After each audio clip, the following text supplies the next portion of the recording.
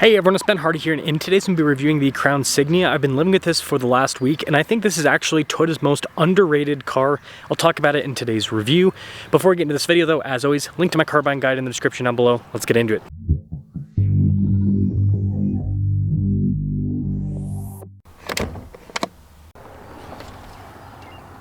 Powering this is a hybrid 2.5 liter 4-cylinder that goes through an ECVT. It puts out 240 horsepower. This is able to get 39 around town and then 37 on the highway, which is great for such a large car. Before we move forward with this review, I do want to mention if you want to see more videos just like this, then I recommend you subscribe because I post content every single day.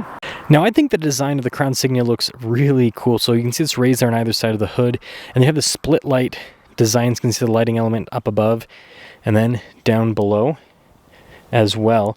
And then notice the grille is painted to match a large portion of it.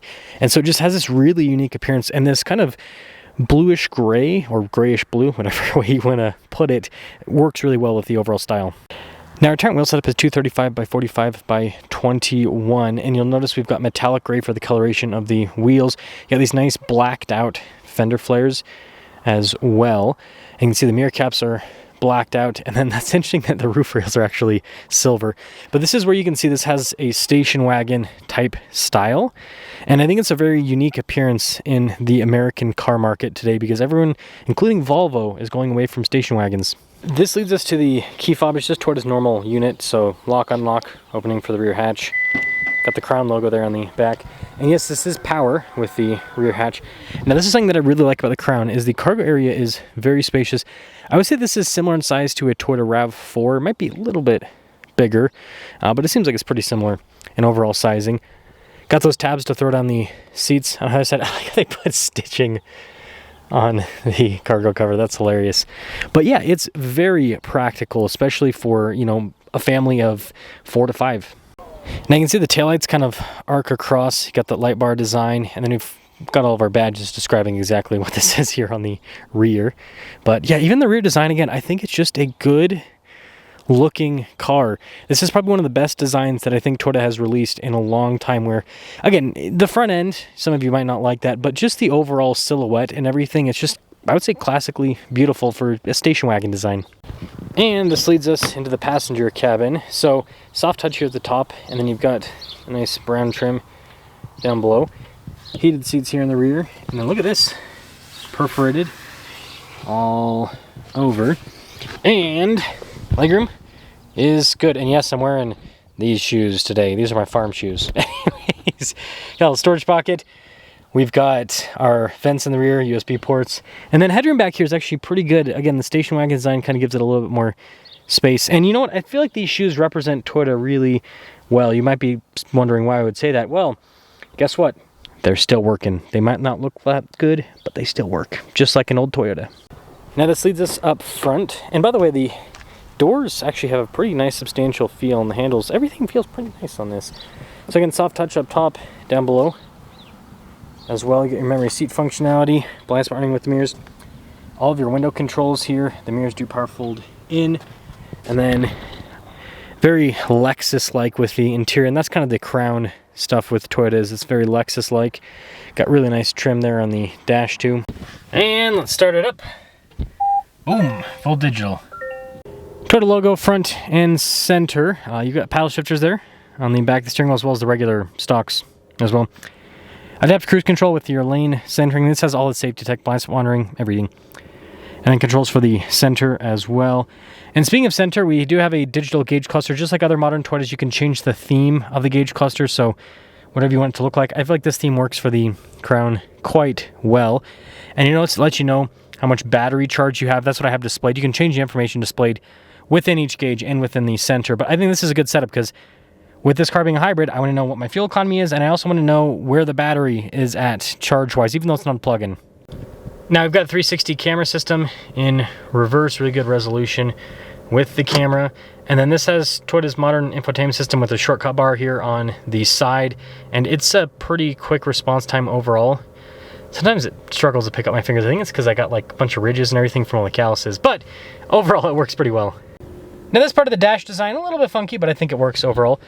Physical controls for the heated seats cooled seats, climate. Notice we got dual zone, even for the heated steering wheel. It's right there in the center. Phone charging pad's kind of interesting. I also have a little camera button there too. Got some USB ports. Shifter here for the ECVT. Drive mode, select behind that. You got your spell to control your EV mode. You can also turn on your parking brake with that. Now this has the cool center console from many Lexus cars, but again in a Toyota, this is like a Lexus Toyota is one of the ways that I look at it. Camera rear view mirror up top, and then we do have a big panoramic center. So this leads us to the window sticker. This one is a limited, and you can see the base MSRP $47,990, total MSRP $52,160. Let's see how it performs. Well, underrated. Let's quickly discuss what underrated actually means, because a lot of people use the term. What that means is that something is not appreciated as much as it ought to be, considering what it offers. That'll be our definition for today. And I definitely think that the Crown Signia fits within that category. So let's just talk about the drive. First off, getting in and out of the car, super easy, because it's not like, I think that Toyota might call this like a crossover, but it's not like full-on crossover. Again, it's more like a elevated station wagon. So getting in and out, very easy.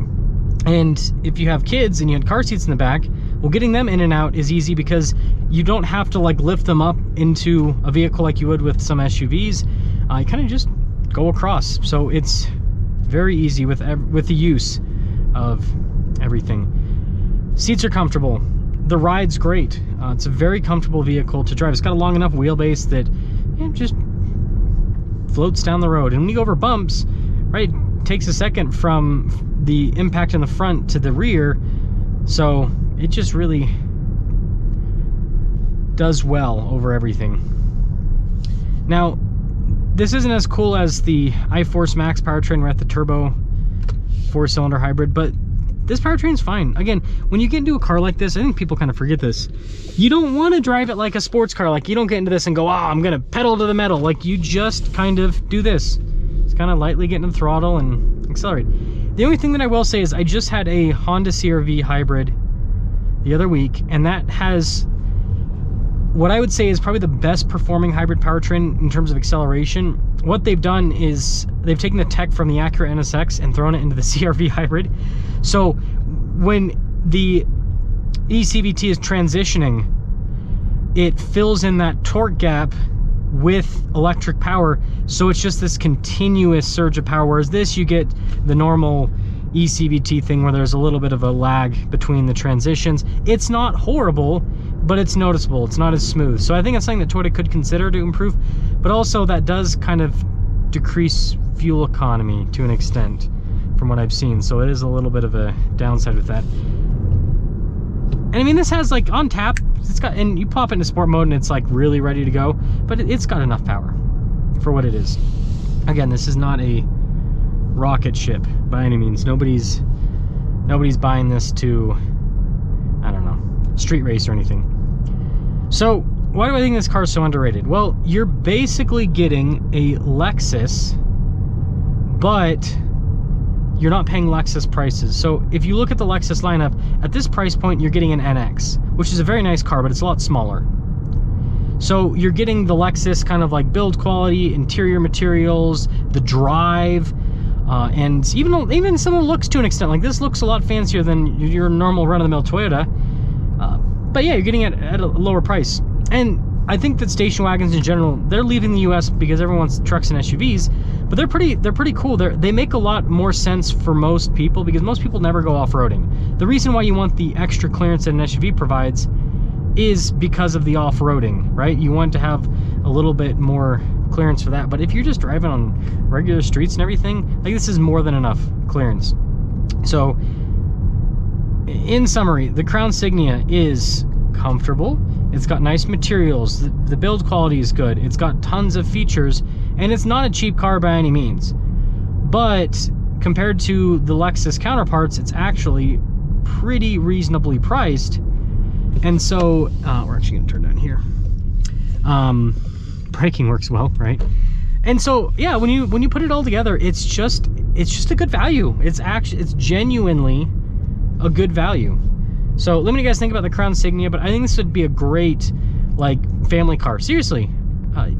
Or just, you know, if you just want a comfortable, economical daily driver that's more luxurious than like a RAV4. And that is one thing. Like, a lot of people say, oh, I can get a RAV4 for less money that has the same powertrain. And you are correct, but the RAV4 is not going to give you the luxe experience that this has. If you want a nicer, more luxurious experience, but you don't want to pay Lexus prices, this is kind of like the in-between.